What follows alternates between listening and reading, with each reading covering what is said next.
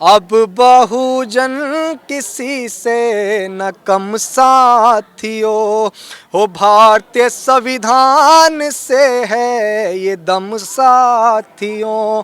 हो जिसकी तस्वीर से लोग डरते यहाँ, हो जिसकी तस्वीर से लोग डरते यहाँ, उन बाबा साहब के बच्चे हैं हम साथियों कि अब के सारी हदों से गुजर जाएंगे। हो मत समझना डराने से डर जाएंगे, हो मौत के नाम का खौफ देता है क्यों, मौत जिस रोज आएगी मर जाएंगे। कि जो बीत गया है कल वो आज नहीं होता। सबसे ऊंचा उड़ने वाला पक्षी सिर्फ बाज नहीं होता। और जिस कौम के नौजवान संघर्ष नहीं करते, जिस कौम के नौजवान संघर्ष नहीं करते, उस कौम के सर पे शंभू जी का भी ताज नहीं होता। मेरे साथ देश के उभरते शायर और बहुजन समाज के लिए खासकर काम करने वाले बुद्धिस्ट बाबा साहब के विचारों से लैस अभिषेक हैं। अभिषेक, कुछ सुनाइए पहले दर्शकों को, नेशनल दस्तक के दर्शकों को। सबसे पहले आभार आपका जय भीम। कि मेन स्ट्रीम मीडिया वो खबरों को नहीं दिखाता है, लेकिन आप मेन स्ट्रीम की तरह बड़े लेवल पे बहुत समय से काम कर रहे हैं, तो आपका भी आभार। दर्शकों के लिए नहीं, पूरे बहुजन समाज के लिए। कि जो बीत गया है कल वो आज नहीं होता। सबसे ऊंचा उड़ने वाला पक्षी सिर्फ बाज नहीं होता। और जिस कौम के नौजवान संघर्ष नहीं करते, जिस कौम के नौजवान संघर्ष नहीं करते, उस कौम के सर पे शंभू जी का भी ताज नहीं होता। आज नौजवान संघर्ष कर रहे हैं, विश्वास नहीं दिला सकते हैं, लेकिन ये जरूर कहेंगे कि प्रयास कर रहे हैं वो बड़ा परिवर्तन करने का, जिस परिवर्तन को करने के लिए बाबा साहब अम्बेडकर ने 4-4 बच्चों की कुर्बानी दी। क्या परिवर्तन चाहते हैं? अब तो संविधान है, आपके लोग सीएम पीएम बन रहे हैं, राष्ट्रपति बन रहे हैं, अब क्या परिवर्तन चाहिए? आप देख लीजिए ना कि वो इंडियन कॉन्स्टिट्यूशन जो अधिकार देता है, अनुच्छेद नहीं है, फंडामेंटल राइट है कि आप अपने हिसाब से किसी भी धर्म को चुन सकते हैं, आप अपने हिसाब से किसी भी धर्म का प्रचार प्रसार कर सकते हैं। आज वर्तमान में जो राजेंद्र पाल गौतम जी को झेलना पड़ रहा है, वो विरोध राजेंद्र पाल गौतम जी का थोड़ा ही हो रहा है, वो विरोध तो बाबा साहब अम्बेडकर का हो रहा है। क्योंकि 22 प्रतिज्ञाएं तो बाबा साहब अम्बेडकर ने ली थी। रानी झांसी रोड अम्बेडकर भवन में तो उन्होंने दोहराया लोगों ने मिलकर। तो ये विरोध राजेंद्र पाल गौतम जी को टारगेट करके बाबा साहब अम्बेडकर का किया जा रहा है। मैं यहाँ से जो लाला केजरीवाल हैं, मैं उनको ये बताना चाहता हूँ, अभी उनका एक वीडियो वायरल हो रहा है सोशल मीडिया पे। वो ये कह रहे हैं कि भाई केजरीवाल को बुरा कह लो, लेकिन भगवान को बुरा कहोगे तो जनता माफ़ नहीं करेगी। और एक वो नारा लगा रहे हैं जो हमेशा से वो कहते आए कि नहीं, हम तो इस चीज़ के खिलाफ हैं। हम लोग एक ऐसा समाज बनाना चाहते हैं, एक ऐसी चीज़ बनाना चाहते हैं जिसमें सब में समता। और बाबा साहब अम्बेडकर के जो विचार थे वो विचार, ये बाबा साहब अम्बेडकर के विचार थोड़ा ही थे। बाबा साहब अम्बेडकर तो पाखंडवाद के धुर विरोधी थे। सिर्फ बाबा साहब अम्बेडकर का फोटो पीछे लगाने से काम नहीं चलेगा। वो ये कहते हैं, पूरे देश में दुहाई देते हैं जाके, इसी से वो एजेंडे से वोट लेते हैं कि दिल्ली के अंदर हमने शिक्षा नीति बहुत अच्छी कर दी। मैं आपको बता दूं, मैं केजरीवाल को भी कहता हूं कि उनसे खुला चैलेंज है कि वो हमें बताएं आके, ऑन मीडिया बताएं कि दिल्ली के अंदर जितने भी स्कूल्स हैं उनमें से कितने स्कूलों के अंदर साइंस साइड की सुविधाएँ उपलब्ध है। वो तो मैं समझ गया, लेकिन आपके मंत्री के खिलाफ तो आंदोलन शुरुआत की बीजेपी ने। मैंने क्या आप ये देखिए, भाजपा जो है वो भाजपा तो देखिए, वो तो इसमें छोड़ ही दीजिए, दोहराया ही नहीं है कि वो लोग बाबा साहब अम्बेडकर और इस समाज के कितने बड़े विरोधी हैं। वो लोग तस्वीरें हाथ में लेते हैं। देखिए ना, मैं उनको भी बता दूं, भाजपा के नरेंद्र मोदी बाहर जाते हैं, कर्जा इसी बात पे लेते हैं कि हम बुद्ध के देश से आए हैं। और यहाँ देखिए बुद्ध के मानने वाले लोगों से किस तरह का दोहरा रवैया हो रहा है। उन लोगों को तक देखिए, मैं तो कहूँगा कि इस देश का इंडियन कॉन्स्टिट्यूशन हमें अधिकार देता है, फंडामेंटल राइट है, हम अपने हिसाब से किसी भी धर्म को चुन सकते हैं। भाई आप सम्मान नहीं दे रहे हैं।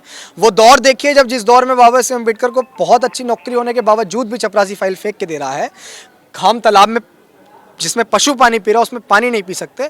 आखिर वो 22 प्रतिज्ञा लेने का कारण क्या था? उस कारण को कभी बदलने का प्रयास नहीं किया इन लोगों ने। लेकिन जब जहाँ हमें तो कह रहे हैं मोहन भागवत कि हम जाति और वर्ण खत्म करेंगे और पिछली गलतियों के लिए माफी। आरएसएस तो मुस्लिमों का भी धुर विरोधी है, सब जानते हैं। एक मुस्लिम मंच भी बनाया हुआ है। वो ये चाहते हैं पिटो छितो लेकिन रहो यहीं, हम आपके लिए बना देंगे अलग से वो दिखाने के लिए, लेकिन पिटोगे छितोगे रहोगे यहीं। इसीलिए अब उन्होंने ये बयान दे दिया। क्या रास्ता है बहुजनों के पास? मेरा मेन कहना सिर्फ इतना है राजनीति चले ना चले, लेकिन सामाजिक परिवर्तन की जो लड़ाई है वो बहुत महत्वपूर्ण है। जब तक हम लोग समाज में कहीं शोषण होता है, उस शोषण में पार्टी और संगठन इन तमाम चीज़ों को भूलकर अपनी ताकत को, अपनी पहचान को एकजुट करके एक साथ नहीं खड़े होंगे, जब तक परिवर्तन नहीं आएगा। अब राजेंद्र पाल गौतम जी तो मंत्री थे। अगर सिर्फ हम ये कहें कि राजनीति एकमात्र रास्ता है, तो राजेंद्र पाल गौतम जी तो मंत्री थे। मंत्री होने के बाद भी इतनी सारी चीज़ें झेली, लेकिन आज गौतम जी को भी मेरा एक सजेशन है, मैं उनके बंगले पे खड़ा हूँ, मैं ये उनसे कहना चाहता हूँ। बहुत लोगों ने मुझसे सवाल किए कि क्या मंत्री जी कह रहे हैं कि आज भी उन्होंने केजरीवाल को नेता माना हुआ है। हमें नहीं पता कि उनके अंतर मन में क्या चल रहा है। बहुत सारे लोग कह रहे हैं कि मंत्री जी शायद हो सकता है कि वो केजरीवाल के लिए बी पार्ट वाला काम कर रहे हो। ये भी हमें नहीं पता, क्या पता भी हो रहा हो इस तरह की चीज़ें।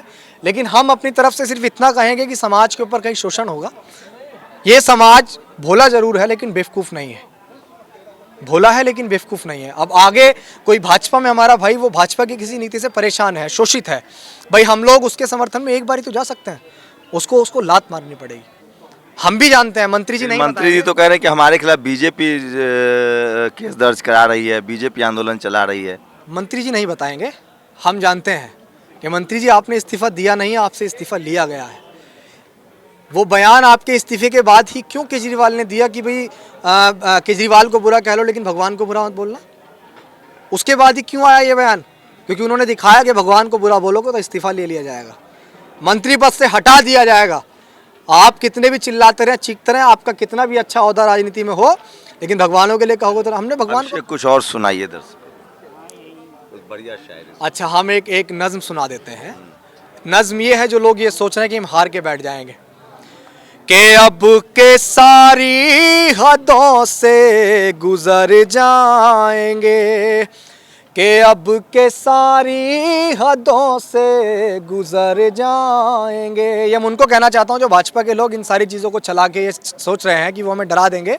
तो इन सारी चीज़ों को बता रहा हूँ कि अब के सारी हदों से गुजर जाएंगे, हो मत समझना डराने से डर जाएंगे, हो मौत के नाम का खौफ देता है क्यों, मौत जिस रोज आएगी मर जाएंगे। कि मुझको जालिम का तरफदार नहीं लिख सकते, कम से कम वो मुझे लाचार नहीं लिख सकते, और जान हथेली पर लिए जो बोल रहे हैं सच शंभू भाई, उसे इस देश के बिकाऊ अखबार नहीं लिख सकते। क्या आप क्या चाहते हैं जीवन में, आपका क्या लक्ष्य है? हमारा लक्ष्य, हमने गोल सेट नहीं किया हुआ, हो सकता है मौत कल आ जाए, लेकिन परवाह इस चीज़ की है कि समाज के आखिरी तबके तक वो मान सम्मान स्वाभिमान कैसे पहुंचाया जाए, जिसको लेके हम अपने घर से निकलते हैं।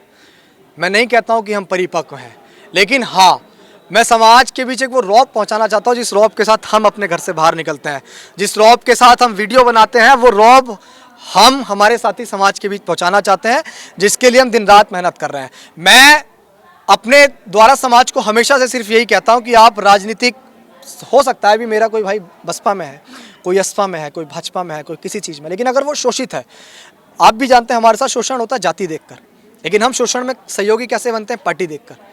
जब तक आप अपने भाई का सहयोग उसकी जाति देखकर ही नहीं करेंगे, कैसे बदलाव आ जाएगा? और कुछ सुनाइए ना, आप गाते बहुत बढ़िया। और कुछ सुनाएंगे कि अब बहुजन किसी से न कम साथियों, हो भारतीय संविधान से है ये दम साथियों, हो जिसकी तस्वीर से लोग डरते यहाँ, हो जिसकी तस्वीर से लोग डरते यहाँ, उन बाबा साहब के बच्चे हैं हम साथियों। मैं ये बात क्यों कह रहा हूँ कि जिनकी तस्वीर से लोग डरते हैं? आप देखिए, गांव देहातों में कहीं भी खुले में आप बाबा साहेब अम्बेडकर की प्रतिमा लगाएंगे तो तुरंत उसको जो है तोड़ दिया जाता है। वो डरी तो है, क्योंकि बाबा साहेब अम्बेडकर ऐसी कील ठोक के गए, मरणोपरांत भी आज तक वो कील उनसे निकल नहीं रही है, इतनी बुरी तरह थुप गई है कि वो टारगेट उनके अनुयायियों को कर रहे हैं।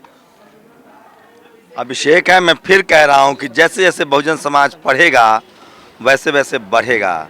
अभिषेक हैं और बहुजन समाज से हैं और लगातार सामाजिक मुद्दों पर नज्म भी गाते हैं, सामाजिक आंदोलन में भी शरीक होते हैं। मैं फिर कह रहा हूं, ये कलम युग है, और आने वाला समय बाबा साहब अम्बेडकर का युग होगा। आप लोग अपनी प्रतिक्रिया जरूर दीजिए। कैमरामैन आशीष के साथ शंभू कुमार सिंह, नेशनल दस्तक, दिल्ली।